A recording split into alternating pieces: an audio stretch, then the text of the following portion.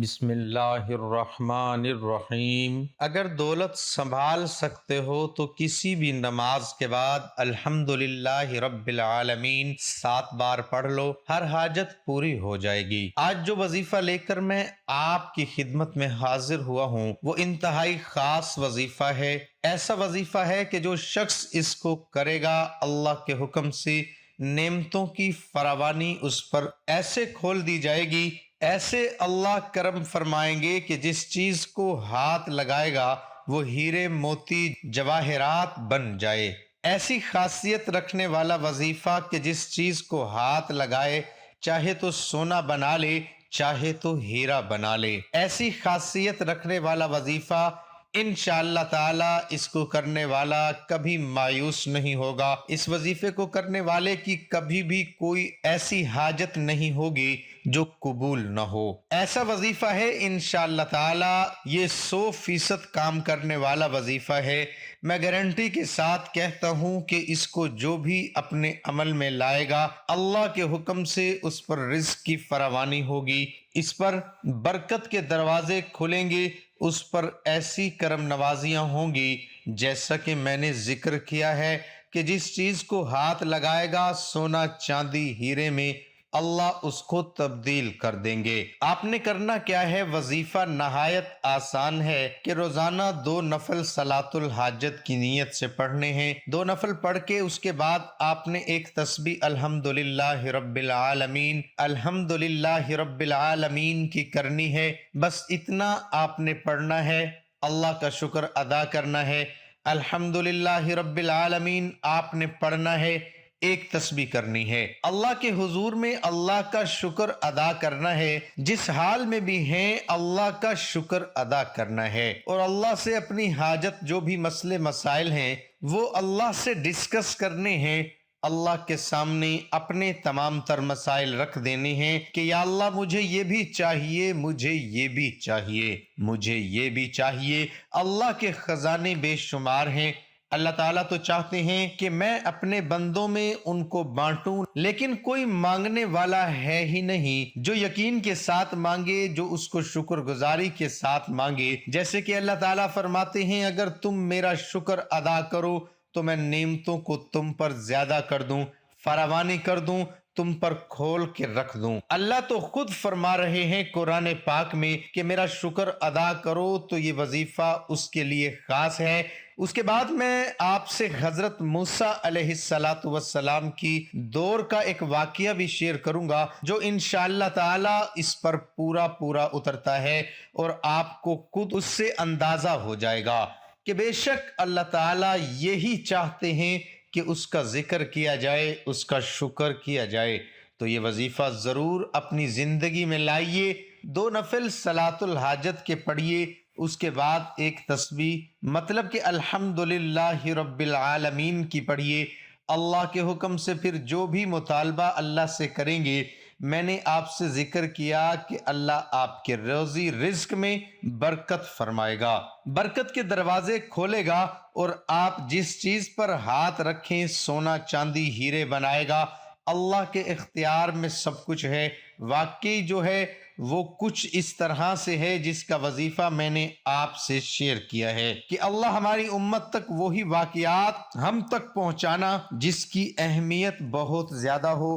تو حضرت موسیٰ علیہ السلام کے دور کا واقعہ ہے کہ حضرت موسیٰ علیہ السلام اللہ سے کلام کیا کرتے تھے، کلام اللہ تھے، بے شک وہ اللہ سے کلام کیا کرتے تھے۔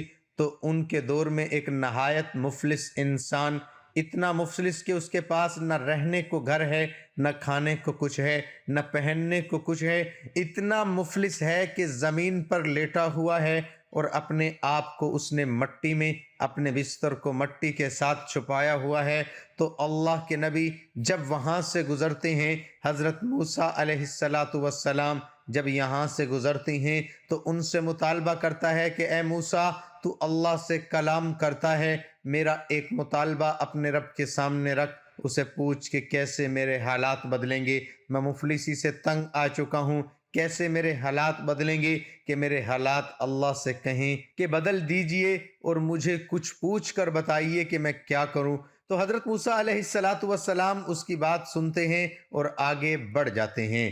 جب آگے آتے ہیں تو ایک اور شخص ان سے ملتا ہے جو کہ کہتا ہے کہ میرے پاس رزق کی فراوانی ہے، اتنا رزق ہے کہ مجھ سے سنبھالے نہیں سنبھل رہا، تو میں چاہتا ہوں کہ تھوڑا کم ہو جائے۔ آپ اللہ تعالیٰ سے کلام کرتے ہیں، اللہ تعالیٰ سے پوچھئے کہ مجھے کچھ بتائیے کہ میں کیا کروں کہ میرے رزق میں کمی آ جائے۔ تو حضرت موسیٰ علیہ السلام نے اس کی بات سنی اور اللہ کے پاس جب پہنچتے ہیں، اللہ تعالیٰ سے کلام کرنے کے لیے جب پہنچے تو اللہ تعالیٰ کے سامنے ان دونوں کے مسائل کو رکھ دیا۔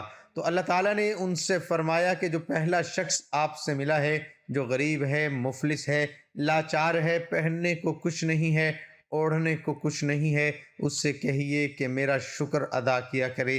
جب وہ میرا شکر ادا کرے گا تو میں اس کے حالات کو بدل دوں گا۔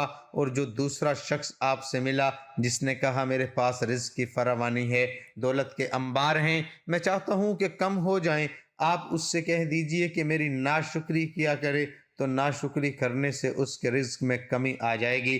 حضرت موسیٰ علیہ السلام واپس آئے اس آدمی سے جس کے پاس دولت کے انبار ہیں، اس سے ملے، اس سے کہا کہ میں نے اللہ تعالیٰ سے تمہارے بارے میں پوچھا۔ اللہ تعالیٰ فرماتے ہیں وہ اس وقت اپنے باغ میں بیٹھا ہوا تھا، انار کھا رہا تھا، اور اس نے ابھی انار توڑا ہے، ایک دانہ منہ میں ڈالا ہے۔ حضرت موسیٰ علیہ السلام نے اس کو بتایا کہ اللہ تعالیٰ فرماتے ہیں کہ میری ناشکری کر۔ اس نے کہا میں اس کریم رب کی ناشکری کیسے ادا کروں جو مجھے رزق عطا کرتا ہے؟ ابھی یہی کہنا تھا کہ اس کے ہاتھ سے وہ انار نیچے گرا اور ہیرے بن گئے۔ اللہ تعالیٰ کو شکر پسند ہے، اور اللہ تعالیٰ نے اس کی اس بات سے، اس کے شکر سے، اللہ نے اس کے ہاتھ میں جو انار تھا اس کو بھی ہیرے بنا دیا۔ آگے بڑھے، اس آدمی کے پاس آئے، اس سے کہا، اللہ تعالیٰ نے فرمایا کہ میرا شکر ادا کر، میں تیرے حالات بدل دوں گا۔ اس نے کہا شکر کس بات کا کروں، شکر کس بات کا ادا کروں، میرے پاس تو ہے ہی کیا۔ ابھی یہی کہنا تھا کہ جو زمین جس مٹی میں لت پت اپنے سطر کو ڈھک کر لیٹا ہوا تھا، اللہ تعالیٰ نے وہ بھی ہٹا دیا۔ اللہ تعالیٰ کا شکر بہت زیادہ پسند ہے۔ شکر ادا کریں اللہ کا ہر حال میں۔ الحمدللہ حضور اقدس صلی اللہ علیہ وسلم نے فرمایا آپ پر کیسے بھی حالات آئیں، ہر حال میں اللہ کا شکر ادا کریں، تو اللہ کا شکر کا یہ نتیجہ ہوگا کہ بے شک میں یہ آپ کو وظیفہ بتا رہا ہوں، آپ کے حالات جیسے بھی ہیں، آپ بے شک خوشحال ہیں نہیں ہیں، اللہ کا شکر ادا کریں، اور اگر جن کے پاس زیادہ مال ہے وہ زکوٰۃ دیں، اپنے مالوں کو حلال کریں، اللہ کے حکم سے جو ہے وہ اس کی تعمیل کریں اور اپنے مالوں کی زکوٰۃ دیں، اور جن کے پاس نہیں ہے وہ جس بھی حال میں ہیں اللہ کا شکر ادا کریں، اور اس وظیفے کو اپنی زندگی میں لائیں اور ہمیشہ کے لیے آئیں، معمول بنا لیں کہ ہم نے روزانہ ایک تسبیح صلاۃ الحاجت پڑھ کر اللہ سے اللہ کی نعمتوں کا شکر ادا کرنا ہے جو بھی اس نے ہمیں عطا کی ہیں۔ پہلے تو اپنے جسم کی طرف دیکھیے، اللہ نے کیسے بنائے ہیں، ایک ایک اعضاء کو آپ کے درست بنایا ہے۔ سب سے پہلا شکر تو یہ بنتا ہے کہ اللہ نے اپاہج نہیں بنا دیا، اللہ نے اندھا نہیں بنا دیا، اللہ نے بہرا نہیں بنا دیا۔ سب سے پہلا شکر تو اس بات کا ادا کریں۔ دوسرا شکر جو ہے وہ یہ ہے کہ اللہ تعالیٰ نے آپ کو انسان بنا دیا، کوئی جانور نہیں بنا دیا۔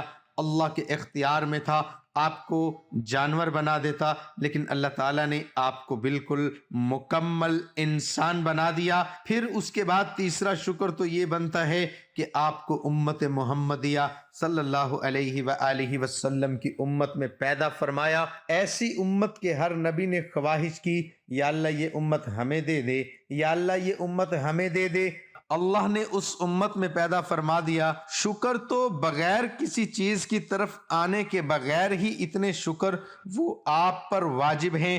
تو میرے سننے والوں، میں آپ سے گزارش کرتا ہوں کہ ہر حال میں میرے رب کا شکر ادا کریں۔ انشاءاللہ آپ دیکھیے گا کیسے اللہ تعالیٰ آپ پر مہربان ہوتا ہے، رب کس طرح سے آپ پر اپنی رحمتوں کے دروازے، اپنے رزق کے دروازے، اپنی ہر نعمت کے دروازے کیسے آپ پر کھولتا ہے۔ میری گزارش ہے صرف اور صرف میرے رب سے جڑیے، اللہ سے جڑیے، اللہ سے مانگیے، انشاءاللہ تعالی کبھی بھی نامراد نہیں لوٹیں گے۔ کبھی بھی ایسا نہیں ہوگا کہ ہاتھ اٹھانے پڑیں اور وہ خالی لوٹیں، ایسا نہیں ہوگا۔ صرف اور صرف اللہ سے مانگنا سیکھیے، اللہ تعالیٰ آپ کا حامی و ناصر ہو، آپ کے تمام مسائل حل ہوں انشاءاللہ تعالیٰ۔ اس ویڈیو کو زیادہ سے زیادہ لائک کریں، آگے شیئر کریں تاکہ مزید لوگوں کا بھلا ہو، مزید لوگ جو ہیں وہ اللہ کی طرف آئیں۔ ناظرین، کمنٹ باکس میں اللہ تعالیٰ کے 99 ناموں میں سے ایک نام ضرور ٹائپ کریں۔